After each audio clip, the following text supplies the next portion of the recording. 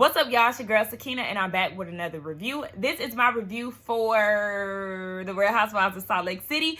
This is season 2, episode 21. We have finally made it down to the season finale. It definitely feels like a long road, 21 episodes, and then we skipped a week because of Super Bowl last week and all of that. And I'm fine with that because I did need a break. However, I'm happy that we are at the end of the road. Yes, this season has been very entertaining, but it's time to wrap it up because these storylines is getting a little too out of control for my preference. Anyway, let's go ahead and get straight into this review. So the episode opens up with Lisa doing a walkthrough for her event. We know that she's getting ready to have a Vita Tequila party. And baby, she is saying the phrase that pays. Sis loves everything. So much so to where they did a count of how many times she said, love it. And it was 16 times. I said, child, well, thank God we wasn't on Watch What Happens Live because the girls would have been drunk as hell. Anyway, we then see Mary with her son. They're playing putt-putt. They betting up $100. She got to save her coin, and he owed her $100. So then we see that Jen is at the house with one of her assistants, and she's talking to some movers because they have to downsize. Now, they have moved down to a place that is half the size of the chalet that they're staying in, which we already know is not there. So I don't understand why she keep acting as if this is really their place. So I was a little confused at first because I'm like, girl, why are you telling the mover all your business and how you got a $2 million retainer fee, blah, blah, blah. I was confused, but obviously they have a relationship with each other. He's moved them things for her before, and they do a walkthrough through her house to try to get an estimate going. So altogether, it would be from $8,000 to $10,000. And she said that this is something that they have to do. Like, them having movers, this is something that needs to be done. But I said, girl, I mean, you getting rid of some of the stuff anyway. You need to take what you can. If you're downsizing, you're not going to be able to keep everything. So you would think with your assistants, you will have them packing your things, and you will also be on your knees loading up boxes and taping them down as well, because $8,000 to $10,000, that is a lot. Now, I don't know. I mean, we already know this is pretty much an Airbnb that y'all staying in. So you would think that you would be a little more savvy with your coin instead of paying $8,000 to $10,000. I know that she said she would do as much as she can to, get the cost down a little bit. But sis, you need to call in your family or whoever, somebody. Everybody need to be pitching in. Well, shit, that ain't their responsibility because ain't nobody tell you to steal and cause for you to go to jail. Okay? Now you keep talking about, I'm scared. Is this the last time I do anything with my family? Girl, you ain't going to jail for life. But you might be going away for a little minute. Her child is coming up March 7th. So shit is about to get real for Janet. She is nervous. Child, I would be nervous too. But then again, child, I don't do things that's going to potentially lead me to go to jail because that's not for me. Anyway, next scene is Heather having this memorial for her dad. I don't even understand why she had one for him because he basically shamed her for leaving the Mormon church.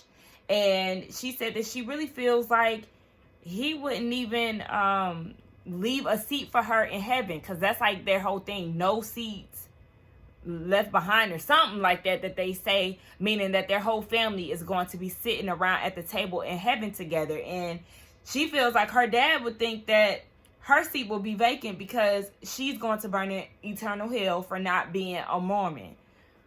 I wouldn't have had no memorial for him. Like, it would have just been what it was. Now, they had one because he did pass away suddenly during the middle of C-19. So they decided to do it for him. But she said that her sister, remember we seen her sister when they took the Vail trip. Her sister did not show up. She felt like she was just really, I don't know, whatever. She's not there. The mama's not there. Some of her siblings aren't there. But come to find out, her brother, remember, we met her brother too in one of those episodes. He said that the mama showed up in the middle of the ceremony, but she didn't want to interrupt. And I was with Heather. Okay, so why did you come?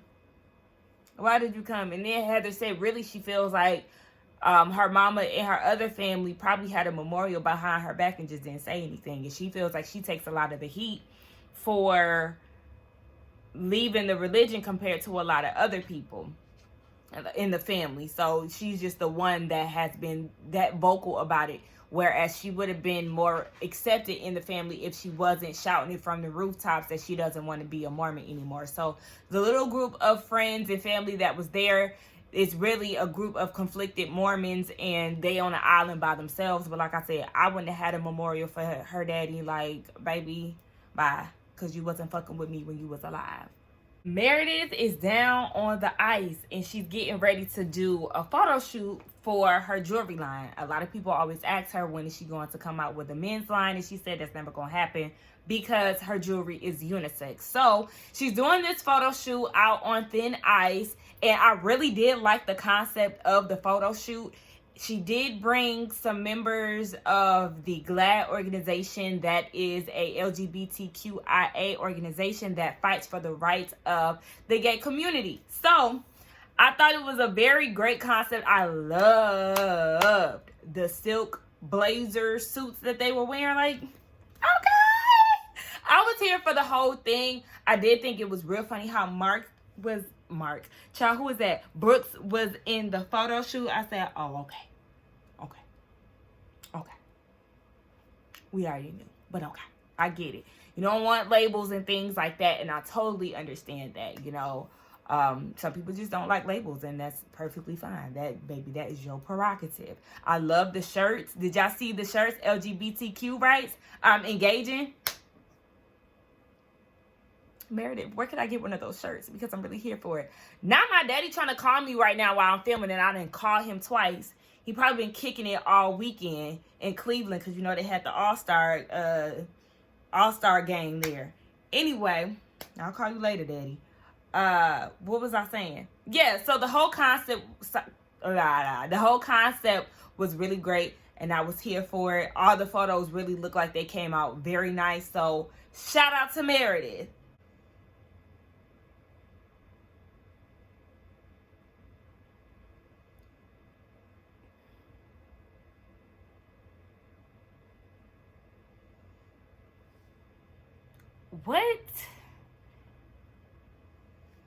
What did I just watch? Like, you got Whitney prancing around the house looking like an uncooked chicken breast, trying to be sexy and seductive for her husband because she's trying to reprioritize her life and get their sex back into motion or whatever, because he's been there for her with the whole rebranding of Wild Rose and all of that. Y'all thought this was necessary for us to see on TV? You pouring champagne on your hard titties and him awkwardly trying to lick it off. Then y'all go to the bedroom and y'all do some type of naked artwork. I didn't need to see Justin like that. I didn't need to see Whitney like that. Some things you just need to keep to yourself. And that was one of those times where they should have done that. I'm scarred. I don't like when reality shows get to doing this type of stuff. Because how do you feel comfortable doing that in a room full of people? Let's move on. Do y'all notice that the signs that Jenny has in her yard that says I love you? Now, I said something about this earlier on in the season, maybe like my review number 1 or review number 2, where I mentioned that she did have this like sign that is usually like vote for somebody, but it says I love you with the American flag on it. Fast forward to now, and we know that she's a racist and the bitch got fired. So we always pick up on things and have a feeling about things, and then later it comes to us and we see why we was feeling a certain way. But anyway, so we down at this Vita tequila party now. Lisa is explaining the theme. It's late 80s, early 90s themed. Now, she said that she doesn't like themed parties, so she doesn't want to have anybody come in costume. It's really about fashion being at its peak or its highest or whatever. I say, really? You think fashion was at like its prime or peak at the highest wherever in the 80s or 90s? I mean, I feel like some people did pull off some really good looks, but fashion has evolved over time, so I don't know. I feel like everybody has their favorite eras, but anyway, I'm like, how you say that you hate things, but you have a whole 80s and 90s theme for your party? Make it make sense. But I get it. She didn't want somebody to show up looking like an 80s icon or whatever you will. It's just more so about the outfit. So I get it, but at the same time, it was just kind of giving like, girl, what are you talking about? So, Heather, she looked alright. Jenny, we not gonna feature her. Whitney, she looked alright. I didn't like that curly ponytail though. If it was straight, then I would be fine with it. Baby, if John don't do nothing else, he gonna show up with a basic long sleeve t-shirt. What are you doing, sir? Okay. Anyway, did I say Jen? Jen looked good, and then they all get together and they were asking, is Meredith coming? And yes, Meredith is on the way, but child, we already know she ain't gonna be excited to see the girls. Meredith gets there, and Lisa is all happy to see her, and they're exchanging pleasantries, and it's definitely fake. I don't understand how Lisa could say what she said about her friend, calling her all kind of sluts from the 90s, and then you go and be in her face and act as if nothing happened. Now, it is confusing from Lisa's standpoint, but nobody else knew that Lisa was saying all of this behind the scenes at this point. So I'm looking at Heather, like, why are you so pressed about their friendship? You're talking about it's a act of make-believe or whatever it is that you want to call it. Mind the business that pays you, sis.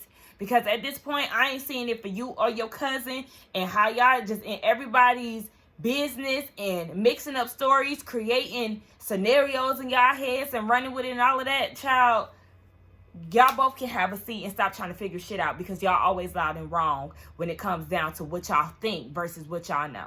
Now wait a minute, bitch. So even though I was just getting into you, Heather is saying that she likes all the husbands, but she does basically have her eye on Justin. Then the bitch go and say that they got the same build.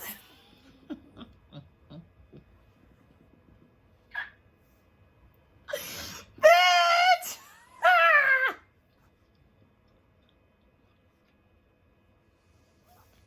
Well, bitch, at least you know your body size, okay? And tight.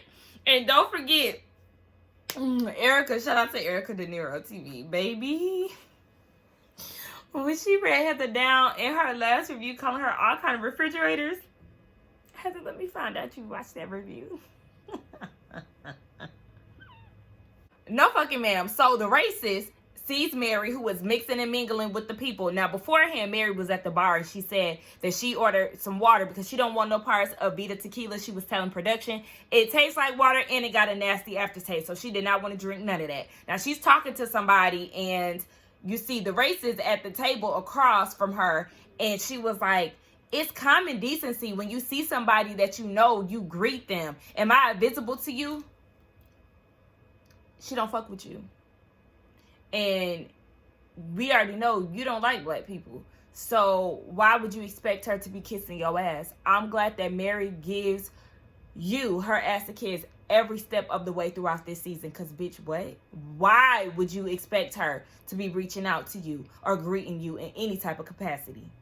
Have a seat, thirsty, because you always looking for a moment. You know that you don't have a storyline, and you didn't have a storyline throughout this whole season. So you latched on to the black lady who we know that you really don't like, and you took that and ran with it.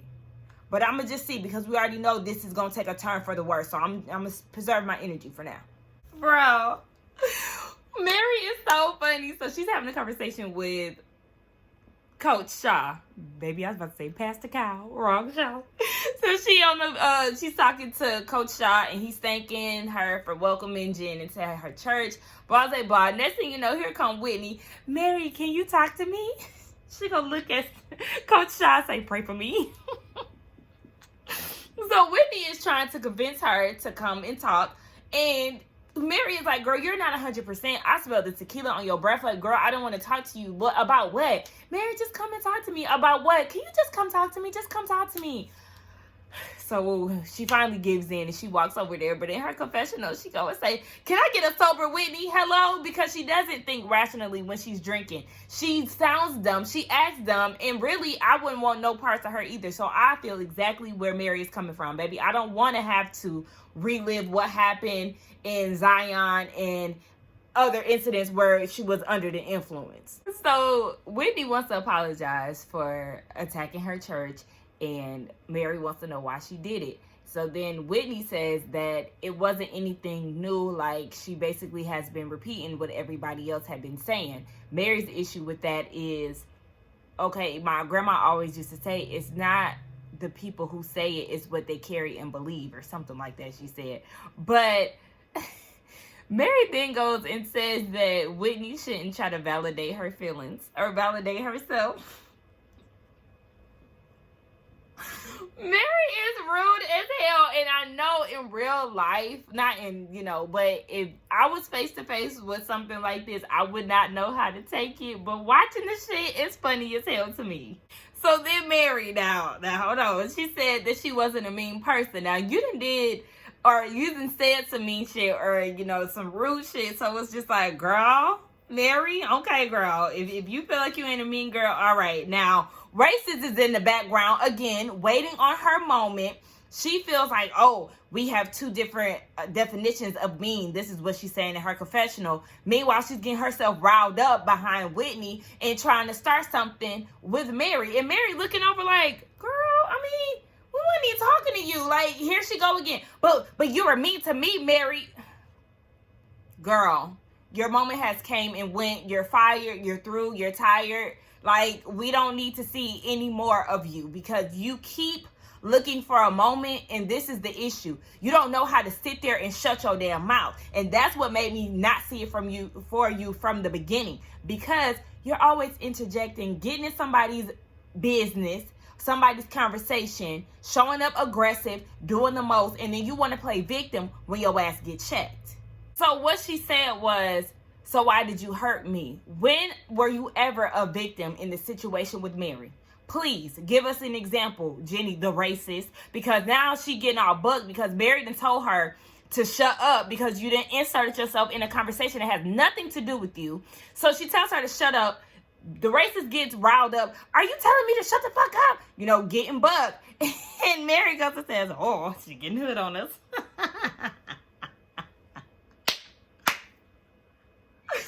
So then the racist goes and says, I'm sorry, did you just call me Jenny the Hood? Are you educated? Let me tell you something, bitch. Know the difference. Don't associate somebody being ghetto or showing ghetto behavior or whatever the case may be as them being uneducated. Don't ever get that confused. And don't associate people who have ghetto behavior with blackness. Because black people are not the only people who act ghetto. Get it the fuck straight, miseducated, while you trying to throw that in somebody's face. And bitch, what the fuck does that mean? Mary then walked away from the conversation. She told Whitney to come and follow her because she don't have time for what Jenny is trying to give out. Now, the racist is real upset at her confessional, talking about, Mary, don't walk away from me like I don't matter. I do matter. Oh, well, do Black Lives matter to you, sis? Because according to your Facebook page, it don't. So you're upset because you want that action with Mary so much, and she is giving you zero energy. She gets up and walks away from the conversation that had nothing to do with you. You then get up and follow her because she walked away from you. So now you feeling like, oh, the audacity of her to walk away from me. So you want her to say whatever it is that she said on the couch to you in your face. Now you taking this and running with it, and Mary doesn't have any energy to give you. She walks away again. So because she continuously is walking away from Jenny, and Jenny is like, be an adult. Now, mind you, she bumped into Whitney, and when she bumped into Whitney, oh my gosh, Whitney, I'm so sorry. I'm so sorry. But back to Mary, she's going, be an adult and say what you said in my face. Okay. Mary walks again, and then she gets mad and she throws her drink at Mary's feet. Now, Jen, in your confessional, here you are, oh, that was cute, been there, done that, but I threw my drink a bit further. First of all, your drink was not directed to anybody, towards anybody. So I don't know why you sitting here congratulating her on who can toss the best drink, bitch, but nothing about that is cute. And then for you to go and try to get them to talk to each other after you seen that Jenny just did some aggressive shit like that, bitch, please, I wouldn't have shit to say to her, and she better be lucky I don't have my damn hands around her fucking neck. But I forgot, Jen is just as aggressive as Jenny, but we know that Jenny's anger is geared towards racism and how she's being treated by this black woman. At this point, Mary is headed out the door because obviously the racist is a maniac and Mary is put in harm's way. And I'm glad that Mary said this because I was getting ready to say it too. Nobody is saying anything about what just happened. Like, what do you mean? Nobody is coming to Mary's rescue.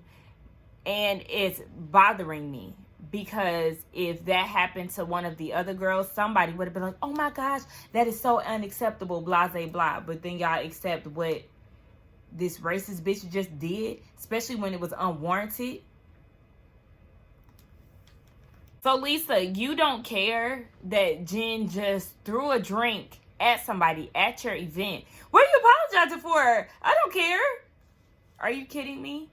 And this is why I do not blame Mary for showing up. Like, after seeing this, bitch, I wouldn't show up for none of y'all. And Meredith, where were you? Did you see any of this happen? Because the way production is making it seem that you were sitting on the couch somewhere, minding your business. So, I'm really really trying to move on and not get myself upset. Especially because we already know what we know. But I couldn't just allow that to be something taken lightly. Bottom line, I don't even really care to talk about what else happened at the end of this because these hoes, now that Mary is no longer on the show and that Jen is potentially or allegedly going to jail, y'all have nothing else to give. So y'all can hang it up, okay? Because the women of color, we're really holding this show down for real or giving it some type of something. The reunion does look interesting, but it is a 3-part. I don't understand why, but okay, we there with it. They was coming at Meredith yet again at the end, and she was like, look, I'll blast all y'all for y'all extramarital affairs, okay? So don't get cute, and I really wish that she would start blasting bitches, okay? Say what you got to say about Jen and whoever else is cheating on their husbands, allegedly. So that's all I got to give. It was a good season, but this episode really did piss me off, and I actually am very proud of myself for not being so riled up. You know, it's Black History Month. I'm not getting myself too upset with these damn coons. Anyway, y'all let me know what y'all thought about this review. Let's get down in the comments and talk. Don't forget to like, comment, and subscribe to my channel, and I will see y'all for the reunion. Bye.